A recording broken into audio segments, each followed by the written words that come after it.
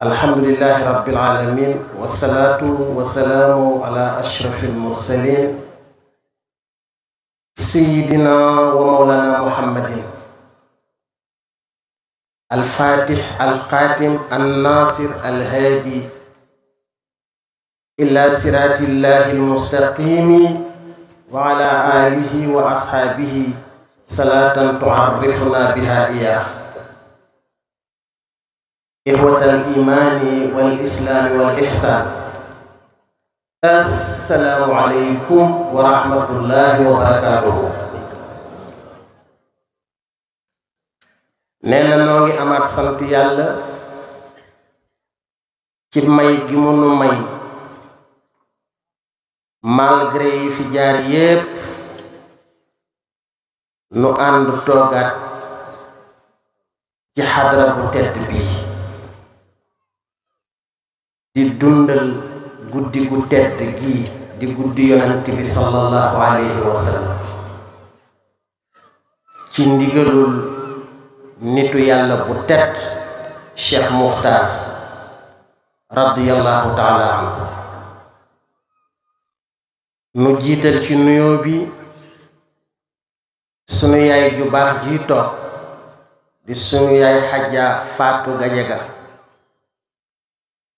ak ñi mu toogal ñépp di ko ziyaar ci guddi gi di ko ndokkee litam. góor baax na jigéen baax na.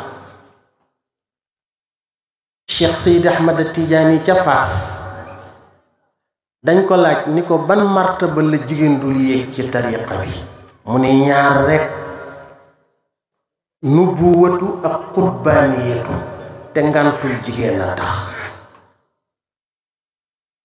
nubuwa mu faat na, góor ak jigéen na ci yam. xutbaaniya nag boo ci toogee dafa am benn formule booy jàng d'une manière minutieuse.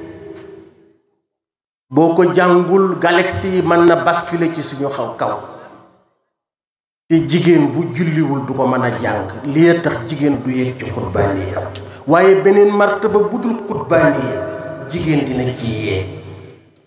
Sénégal nag dañoo defee ni jigéen du nekk waliyu, waaye doon waliyoo gën a yomb ci jigéen ka góor. kon yaay ñoo ngi lay nuyu di la ziyaar. keroog bi Seydina Jabrail jonkane ci kanamu yonent bi ni ko yàlla nee na nga taxaw état islamique, dani ko naka laa koy taxawalee mu ni ko ñeent rekk. statut bu ñuy wax femme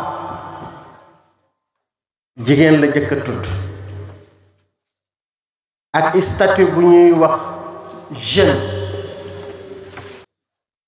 Seydina Jabrail wax ni ko yàlla nee na nga teg ci lislaam bi statut bu ñuy wax jigéen, statut bu ñuy wax jeune, statut bu ñuy wax doxandéem, ak statut bu ñuy wax mag.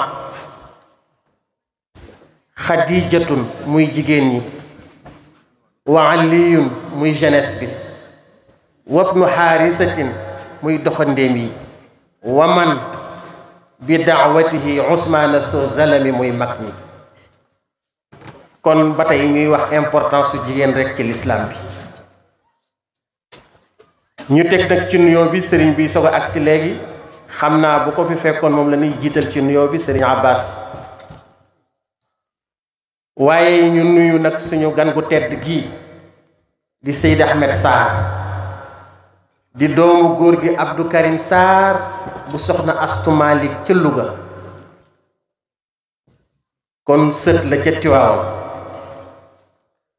moo nu war a defal gàmmu gi, moo tax première partie gàmmu gi bët set na, ndax ñoo ngi ko waroon a def ci dundu Maam Tidiane ni mu nekkee viatique à la jeunesse. ban enseignement la ci daw ñu war a mën a tirer, loolu la ñu d'accordoon ci suñu réunion yi pour waxtaane ko guddi gàmmu gi. waaye bët set na tabarkàlla, te guddi gi yonent bee ko moom. kon dañuy jox Seydi Ahmed Sarr fu mu nu jaaral ci Muhammad Rasulullah rek ñu doyloo ko ba déwén ak jàmm. ngeen baal ñu àq. assalaamu aleykum wa rahmatullahi taala wa barakaatuhu.